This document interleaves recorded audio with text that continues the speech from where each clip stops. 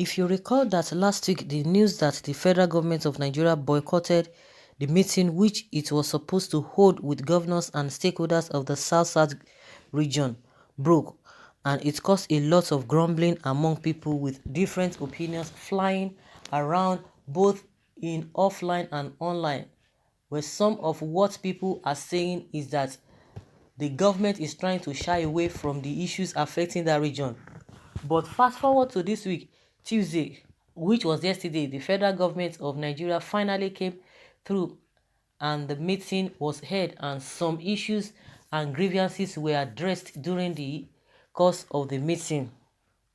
The federal government delegation was led by the Chief of Staff to the President Ibrahim Gambari and also had in attendance the Minister of Information Lai Mohammed, Inspector General of Police Abubakar Adamu, Director General of the DSS Yusuf Bichi, among others. The governors in attendance includes Ifeanyi Okowa of Delta State, Nyesom Wike of Bayelsa State, Godwin Obaseki of Delta State, Emmanuel Udom of Akwa Ibom State, Doye Diri of Bayelsa State, and Ben Ayade of Cross River State. In the meeting, the governors, leaders, and stakeholders from the region were in unison and stood in a common ground where they made their demands known to the federal government.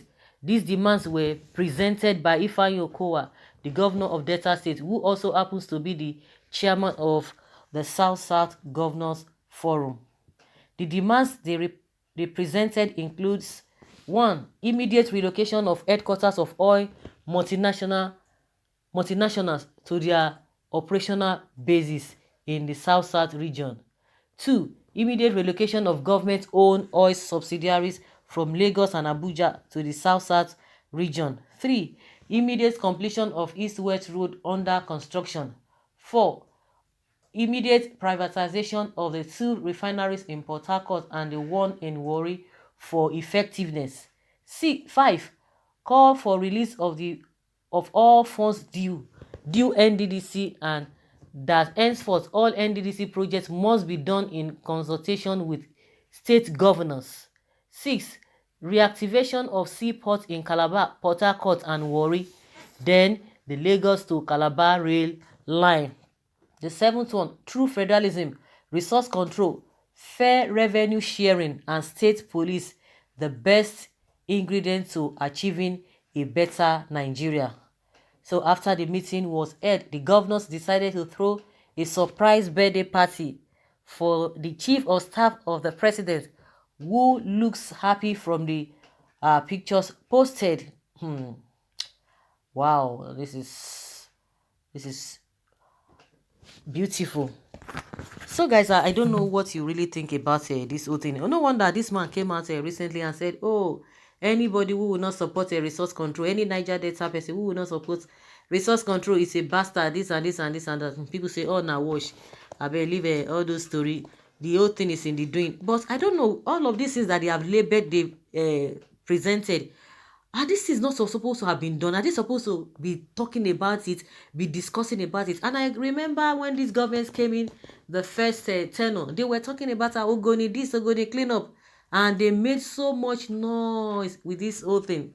And the vice president was always going there. And people were really expecting Buhari to go to that place if really he has the people at heart. But up to today, he never went there. It was Oshibajo that was going there. People now say, okay, maybe the president was really busy. If Oshibajo, who happens to be the vice president, could be going there, that means it's as good as a president being there. Do you know that all those Jambori they did for close to how many months? Till today, the first tenure finished, they didn't do anything. So nobody's even talking about Ogoni cleanup. People were really happy. Yes, hey, yes. Can you imagine? Good luck, Jonathan, that came from that area. I did not even discuss all these things before now. Can you imagine? Somebody else is coming to do it. Everybody was happy. But today now, hey, story, everything was just lies here and there. And again, how many things? They said many things. Oh, I could remember then when they were campaigning, Bola Tinubu specifically said that do you know what? That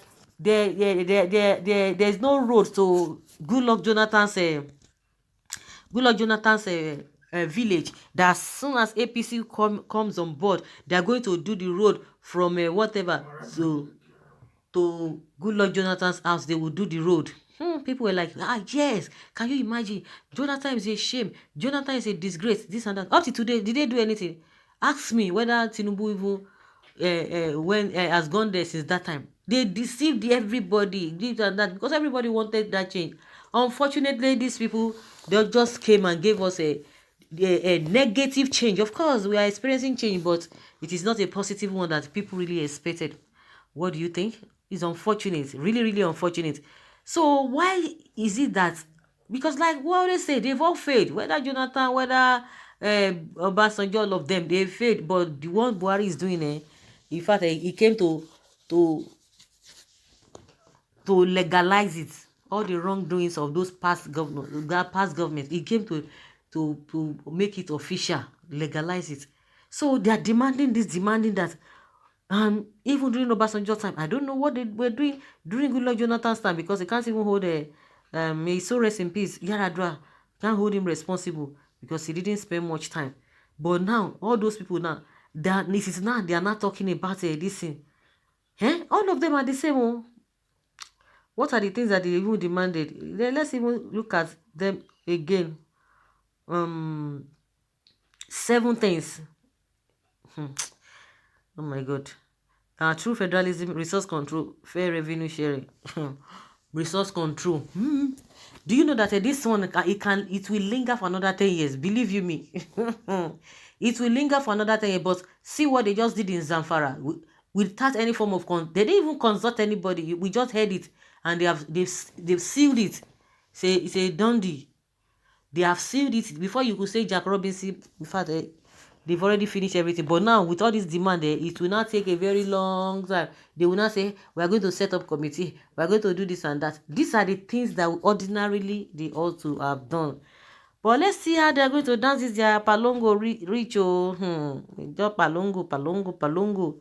Well, Mazi Nnamdi Kanu has opened their eyes. All their demands were what Nnamdi Kanu demanded from the federal government. If not Nnamdi Kanu, who among them would have summoned courage to ask the federal government such things? In the first place, they wouldn't even have the guts to demand such from their Fulani masters. Nnamdi Kanu, the great eyes opener. Of course, Nnamdi Kanu said all of this, but I don't think it is what Nnamdi Kanu said that propelled them. It is the Zamfara issue that came up. That is what is giving them that courage. In my opinion, that is what I see. Okay, much like they have nothing to do, allow resource control, remove 13% from federal allocation, stop, and distribute and restructure stricter, better based state policies. Good idea. Well, the federal government should do something good for South region. Namumu where Itai Rapao was Amechi in attendance during the meeting. Somebody is asking that question. So I say, okay, say welcome idea. It's a welcome idea. Let's see how it goes. So guys, let's hear your opinion. Leave your comment below and let's know your thoughts on this.